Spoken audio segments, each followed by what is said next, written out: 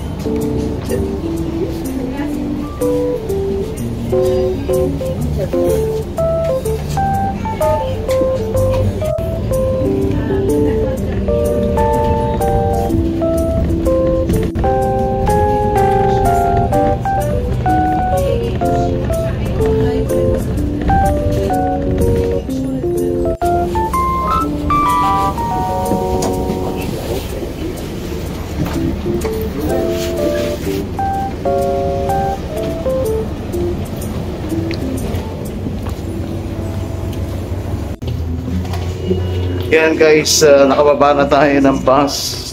Pababa naman tayo ngayon ng subway. Tunnel na naman tayo. Sana wala na lindol, sana wala na aftershock dahil nakakatakot.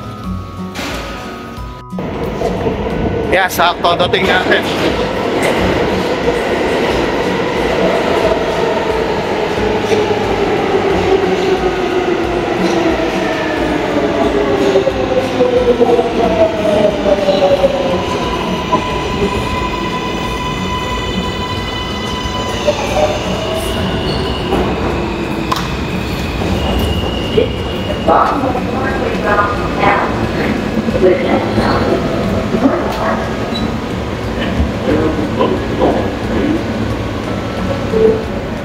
Bali, bababa tayo sa Broadway Junction. Bukuha tayo ng J-Train.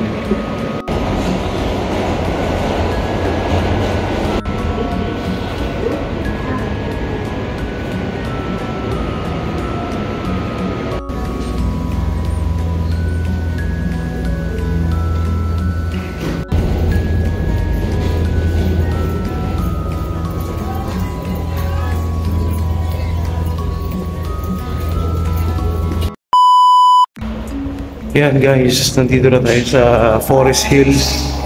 Nakababa na tayo ng train. Nakakita tayo. Lalakad na tayo papunta sa agency. Okay guys, so ayan, naglalakad na tayo papunta doon sa ating third agency, no, yung pangatlo. Dami kasi, no? Yung una, wala tayong makuhang case, no. It's either malayo, tapos 2 oras lang, tabiyahe tayo ng 4 na oras. So hindi sulit. Yung pangalawang agency naman na in-applyan natin, hindi pa tayo tinatawagan para sa orientation. Ang sabi nila, inaantay pa yung resulta ng background check natin. Nauna pa itong pangatlong agency na in-applyan natin itong huli. Ayan, may orientation na tayo dito sa pangatlong agency. Ibig sabihin na mas nauna pa yung background check nito, no, kaysa sa atin. Kaysa doon sa doon sa pangalawang agency. Sana dito tayo swertihin at makakuha ng case. Tapos syempre meron pa tayong extrang oras, kaya may pagkakataon pa tayo para magkape, no? Bumili ulit tayo ng mambisong kape. Magkakape muna tayo bago tayo ma-attend ng orientation. Bali yung orientation natin magsisimula ng alas 10 ng umaga hanggang alas 5 ng hapon. Medyo mahaba-haba, hindi ko rin alam kung bakit. Kaya makakahuntahan, samahan nyo ako. Ipagdasal nyo rin ako na sana dito na tayo makakuha ng magandang case para makapagtrabaho na. Tara, tawid tayo.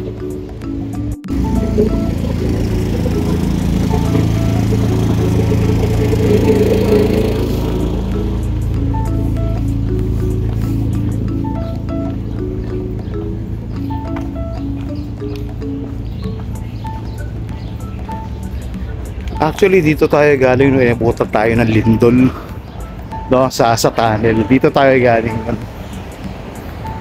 Yung biyahe naman natin ngayon naging okay, no? Wala namang aftershocks, walang lindol.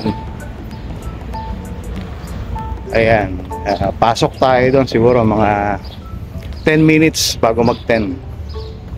Magkape muna tayo. 2,000 years later. Yan guys, nandito na tayo, no, sa labas ng agency. Papasok na tayo.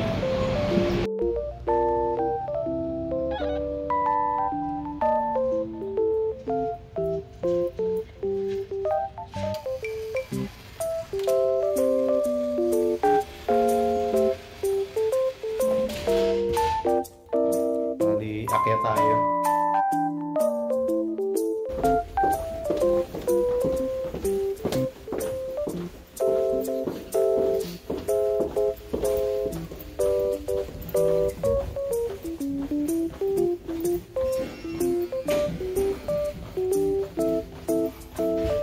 Pasok na tayo mga kauntahan.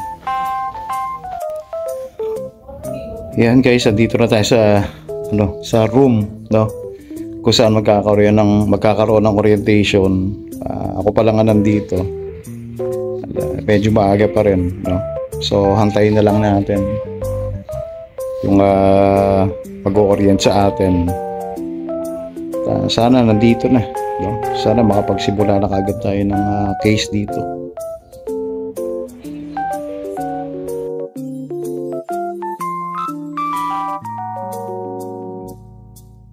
A few moments later. Okay guys, so galing tayo sa orientation natin, lunch break natin ngayon. Ayan, may baon tayong tinapay at saka isang boteng tubig pa ang ating tanghalian. So far okay naman yung orientation, katulad din ng orientation natin sa unang agency. Titingnan natin kung papala rin tayo dito, no? Baka meron silang permanent case na maibibigay sa atin. Kinuha na rin tayo ng litrato, no, para sa ID dito sa pangatlong agency na pinag-applyan natin. Bali yung orientation hanggang mamayang alas 5 ng hapon. Babalik tayo doon after lunch, no, para ipagpatuloy yung orientation natin. So far dito sa mga cases na ibinibigay sa atin ng ng unang agency natin, no, yung lumalabas do sa app ng mga available cases, wala pa rin tayo nakukuha kasi puro babae nahanap nila. Tapos kung meron mang available case para naman sa PCA, hindi naman tayo PCA, HHA naman tayo. Kaya wala pang linaw, no, kung makakakuha tayo ng case. Sana dito meron. Mamaya tatawagan natin yung dati kong agency, tatanong natin kung meron silang private case na available. At the same time, inaantay din natin yung pagtawag ulit nung inirefer naman sa atin nung anak ng dati nating pasyente.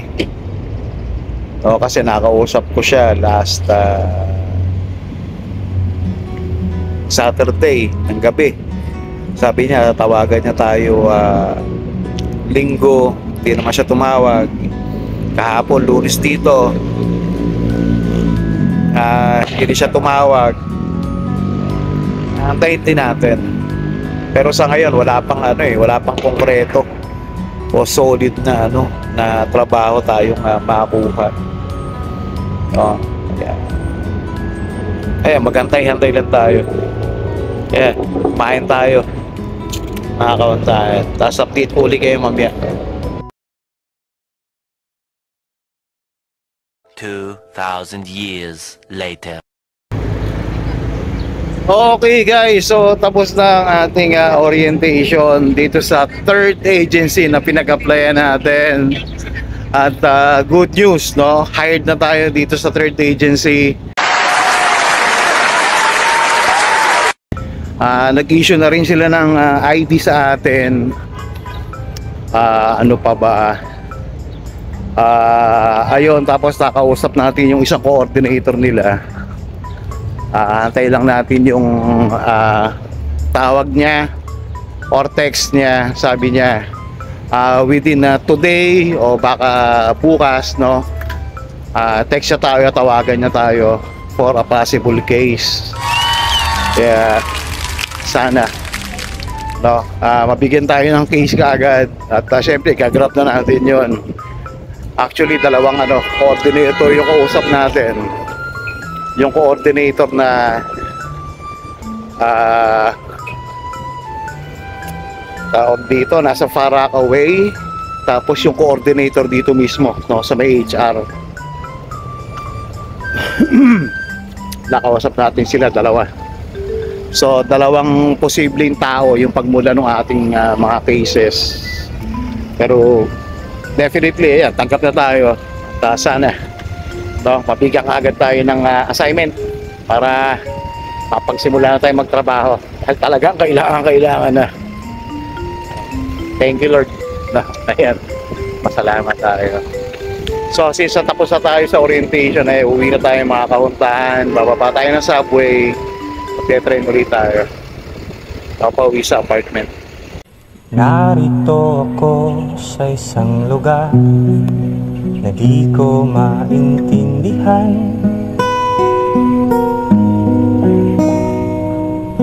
Nakikipagsapalaran sa buhay na ang hantungan ay kawalan. Denumero ang galaw ng tao, bawat gawin ay may presyo. O narito ako sa isang lugar na di ko maintindihan. Daing ng tao'y di pinapansin, nililipad ng hangin. Pangkain sa araw-araw ay di malaman paano pagkakasyahin. Lalong yumayaman ang mga mayaman, lalong naghihirap ang mga mahirap. O narito ko sa isang lugar lugar na di ko maintindihan.